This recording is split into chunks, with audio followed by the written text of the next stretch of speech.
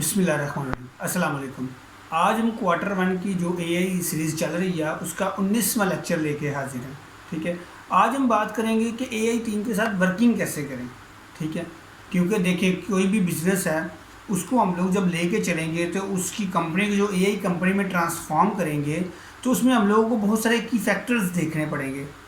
ठीक है, जाहिर है एआई जो हमारी टीम है उसमें एआई एक्सपर्ट भी होंगे और कुछ बिजनेस एक्सपर्ट भी होंगे। हमने इन दोनों के एस्पेक्ट्स को देख के एक डोमेन बना के, ठीक है, तब हमने चलना है।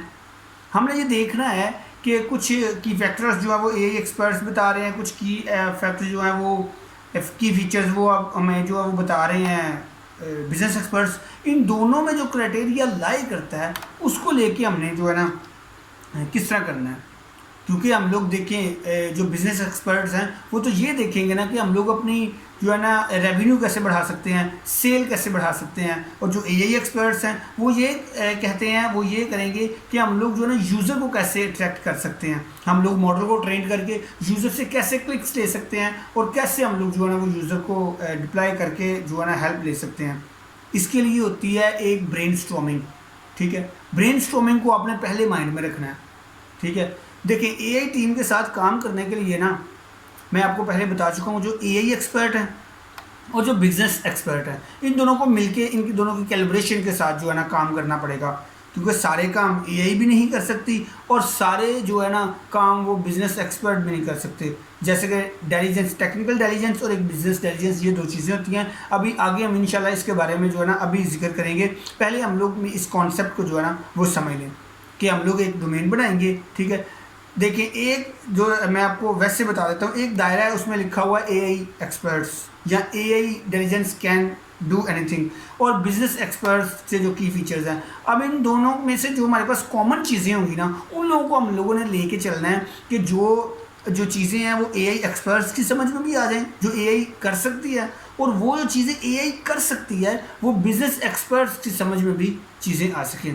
इसका जिक्र हम लोग पहले पीछे कर चुके हैं कि कुछ चीज़ें होती हैं वो बॉस कहते हैं नहीं जी करें, लेकिन एआई जो है वो नहीं कर सकती। ठीक है, एआई डू और एआई कांट डू के एतबार से। ठीक है, दूसरी बात ये, जब एआई के साथ अपने काम करना है ना तो हमें ब्रेनस्टॉर्मिंग जरूर रखना है। ब्रेनस्टॉर्मिंग बेसिकली क्या की फीचर है कि हम लोगों ने इस चीज़ के बारे में सोचना है कि we can change the job not a replace the job. मैं पीछे भी इसके बारे में आपके साथ जिक्र कर चुका हूँ कि we can change the job not a replace the job. इसकी एक एग्जांपल ये है कि अगर आप एक डॉक्टर के पास जाएंगे, वो डॉक्टर साहब क्या करते हैं कि गले का जो है ना वो इन्फेक्शन चेक करते हैं। आप उनके पास जाते हैं, वो टॉर्च डालते हैं, टॉर्च हाईलाइट करके आपके गले में देख के बताते हैं कि जी आपको इस स्टेज का जो है ना वो प्रॉब्लम है, इन्फेक्शन है और ये मेडिसिन है। अगर आप डॉक्टर के पास जाएंगे डाटा कलेक्ट करने के लिए, डॉक्टर से कहेंगे कि जी हम आपकी जॉब रिप्लेस कर रहे हैं। ठीक है, हम लोग एक एप्लीकेशन है, ये एप्लीकेशन बना रहे हैं जिसमें यूज़र मोबाइल से अपने थ्रॉट की तस्वीर खींचेगा और वो एआई से कैलकुलेशन करके मॉडल उसे बता देगा कि तुम्हें इस नस्ल का और इस स्टेज के ऊपर इन्फेक्शन है और ये वाली मेडिसिन खा लो। तो डॉक्टर साहब तो आपको दिखा देंगे। हाँ, अगर आप ब्रेनस्टॉर्मिंग के थ्रू डॉक्टर साहब को ये बताएंगे कि डॉक्टर साहब हम आपका काम आसान कर रहे हैं, आप ये जो इन्फेक्शन देखते हैं और अपनी जो एक्सपर्टीज़ है इसमें यूज़ करते हैं, अपना एक्सपीरियंस यूज़ करते हैं, इसमें आपको हेल्प मिलेगी। आपने हमारे पास ये एक एआई एप्लीकेशन है, ये टास्क है, इसके ज़रिए आप तस्वीर खींचेंगे जो पेशेंट के थ्रॉट की है, तो वो जो है कैलकुलेशन होगी, उसके ऊपर जो है ना टास्क परफॉर्म होंगे और वो आपको जो बीमारी है इसको रिकग्नाइजेशन करने के लिए हेल्प करेगा कि जी बेसिकली ये कौन सी बीमारी है, ये किस स्टेज की है, और इसमें फिर आपका एक्सपीरियंस और ये जो एआई प्रोडक्ट है इसका एक्सपीरियंस मिलके बेटर जो है वो सोल्यूशन निकाल सकेंगे। इसके लिए ब्रेनस्टॉर्मिंग जो है ना वो एक मेन की फैक्टर है, वो आपने जो है ना माइंड में रखना है। ठीक है, और बहुत सारी चीज़ें हैं जो एआई टीम के साथ काम करने के लिए हैं। कुछ की फैक्टर्स जो है ना वो एआई टीम के पास होने चाहिए, क्योंकि कन्विंस करना जो है ना बिजनेस एक्सपर्ट्स को और बॉस को वो बहुत मुश्किल होता है। तो इसलिए आपको कुछ प्रोटोटाइप जो है ना एआई के वो स्टार्ट कर देने चाहिए, छोटी छोटी ऑटोमेशंस। जैसा कि मैं एक जगह पे एक प्रोजेक्ट डिप्लॉय कर रहा था कि मैं मोबाइल फ़ोन से स्विचेस को कंट्रोल कर रहा था, उनके गेट्स को और कैमरा को कंट्रोल कर रहा था। ठीक है, मेरे पास डाटा थोड़ा कम था।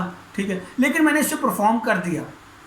क्योंकि मेरे पास इतना डाटा ज़रूर था, क्योंकि पिछले लेक्चर में मैं आपको बता चुका हूँ कि much amount of data have better result. तो अगर आपके पास थोड़ा डाटा भी है तो आप वर्किंग शुरू कर दें, अपने प्रोटोटाइप के ऊपर काम शुरू कर दें। अगर रिजल्ट हल्के भी आएंगे ना तो आपको ये यकीन हो जाएगा कि आपका जो प्रोटोटाइप है वो टेस्ट वैलिडेशन में काम कर रहा है और आपको रिजल्ट मिलते रहेंगे। फिर वक्त के साथ साथ वो जो ना एलाबोरेट होता जाएगा और डाटा ज़्यादा कलेक्ट करता जाएगा और आपको रिजल्ट भी अच्छे मिलते जाएंगे। एआई टीम के साथ हम जब काम करते हैं तो इसमें दो इंटेलिजेंस होती हैं, एक टेक्निकल इंटेलिजेंस और एक बिजनेस इंटेलिजेंस। टेक्निकल इंटेलिजेंस जो होती है वो तो एआई टीम सोचती है, एआई एक्सपर्ट सोचते हैं, मशीन लर्नर इंजीनियर्स और डाटा साइंस इंजीनियर्स। लेकिन ये जो चीज़ें होती हैं ये एक बिजनेस एस्पेक्ट से भी देखी जाती हैं, ठीक है। जैसा कि मतलब टेक्निकल इंटेलिजेंस में होगा कि जी हमारी परफॉर्मेंस अच्छी हो, much high data much better performance, हमारी परफॉर्मेंस अच्छी हो, हमारे पास जो है ना वो डाटा ज़्यादा हो वक्त के लिहाज से, और हमारे पास टाइमलाइन हो, ठीक है, कि ये जो हमारा प्रोजेक्ट है ये कितनी देर में अपनी लाइफ साइकिल पूरी करके एक्यूरेसी 100% दे देगा, ठीक है। इसमें हमें परफॉर्मेंस कितनी अच्छी चाहिए और हमारे पास डाटा कितना है। इसके बरक्स जो हमारी बिजनेस इंटेलिजेंस होती है, जो बिजनेस की टीम होती है, वो ये चीज़ें नहीं देखते। वो टेक्निकल, उनके पास टेक्निकल नॉलेज बहुत कम होता है, वो ये चीज़ें नहीं देखते। वो ये चीज़ें देखते हैं कि हम लोगों ने अपना रेवेन्यू कैसे जनरेट करना है, ठीक है। वो उन्होंने ये देखना होता है हम लोग अपना रेवेन्यू इंक्रीज़ कैसे करेंगे, सेल कैसे बढ़ाएंगे, कॉस्ट कम कैसे होगी, ठीक है। इसी तरह एथिकल इंटेलिजेंस भी होती है कि जो प्रोजेक्ट हम बना रहे हैं आया कि उसके एथिक्स जो हैं वो क्या हैं, माशरे पर उसका कौन सा असरात पड़ते हैं, ठीक है। अभी आप टिकटॉक ही देख लें, ठीक है। टिकटॉक एक अच्छा जो है ना वो प्लेटफॉर्म है, लेकिन इसके एथिक्स जो है ना, एथिक्स इंटेलिजेंस वो बड़ी अजीब है, उसके माशरे के ऊपर बहुत गलत असरात पड़ रहे हैं। इसलिए टेक्निकल इंटेलिजेंस और बिजनेस इंटेलिजेंस इनको देख के एथिक्स इंटेलिजेंस भी जो है ना वो भी हमें देखनी चाहिए जी। नेक्स्ट इसके आगे हम लोग बात करते हैं जी, हम लोग जब अपना मॉडल बना रहे होते हैं, एआई टीम में काम कर रहे होते हैं, तो हम लोगों को क्या करना चाहिए, कुछ चीज़ें बिल्ड करनी चाहिए या बाय करनी चाहिए। कुछ चीज़ें मार्केट में ऑलरेडी जो है ना वो बाय पड़ी हुई होंगी, ठीक है, बिल्ड की हुई पड़ी होगी। क्या हमें वो बिल्ड कर लेनी चाहिए या उन जैसा मॉडल खुद का बना लेना चाहिए? तो इसके लिए बेटर यही है कि हमें वो चीज़ का यही है कि हमें वो चीज़ें बाय कर लेनी चाहिए, क्योंकि अगर हम उन्हें बिल्ड करने लगेंगे तो हमारा जो ओरिजिनल प्रोजेक्ट है हमारा ध्यान उससे हट जाएगा, ठीक है, और हमें उसमें टाइम लगेगा जो कि ऑलरेडी बिल्ट इन है। पीछे मैंने एक STM32 पे काम करना था, तो अब ये था कि मैं मार्केट से या तो STM32 बाई कर लूँ या खुद की STM32 IC से बिल्ड कर लूँ। तो मैंने फिर खुद की STM32 IC से बिल्ड करने की बजाय मार्केट से बाई कर ली, क्योंकि अगर मैं खुद की STM32 या कोई इस तरह का प्रोटोटाइप बनाता तो मुझे मच टाइम लग जाता, बहुत ज़्यादा मुझे टाइम लग जाता, और मेरी जो ब्रेनस्टॉर्मिंग सिस्टम है वो मेरा जो है ना वो इस प्रोजेक्ट से हट जाता और मुझे इसमें खासा कोई फ़ायदा नहीं होता। उसके बाद आते हैं जी एआई टीम के साथ काम कैसे करना, ठीक है। एआई टीम के साथ हम लोग किस तरह जो है ना अपना प्रोजेक्ट प्रूव करवा सकते हैं, किस तरह हम लोग उसके साथ जो है ना वो काम कर सकते हैं। तो मॉडल का जो है ना एक्सेप्टेंस एक्यूरेसी जो है ना वो होती है जिसके ज़रिए हम लोग जो है ना एआई को बता सकते हैं कि हमारे पास ये डाटा है और हम लोग ये जो है ना मॉडल है, ठीक है, इसको हम लोग ट्रेन करके तो ये आउटपुट्स लेना चाह रहे हैं। देखिए अभी मैंने पहले पिछले लेक्चर में हम लोगों ने बताया कि डेटा जो हायर डेटा बेस्ट रिजल्ट्स। तो अगर हमारे पास डेटा कम भी है तो हमें उसकी एक्यूरेसी के ऊपर ध्यान दे के उस डेटा को लॉन्च कर देना चाहिए, उस प्रोटोटाइप को लॉन्च कर देना चाहिए। फिर वक्त के साथ साथ आहिस्ता आहिस्ता उसकी एक्यूरेसी भी अच्छी होती जाएगी।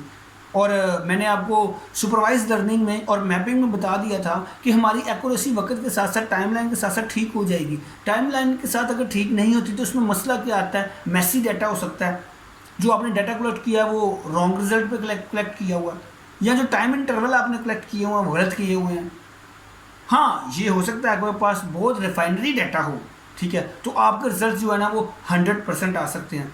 लेकिन एआई प्रोजेक्ट्स में कहीं जगह पे जो है ना वो 90% रिजल्ट चल जाते हैं, कई जगह पे 70 सेटिस्फैक्ट्री होते हैं।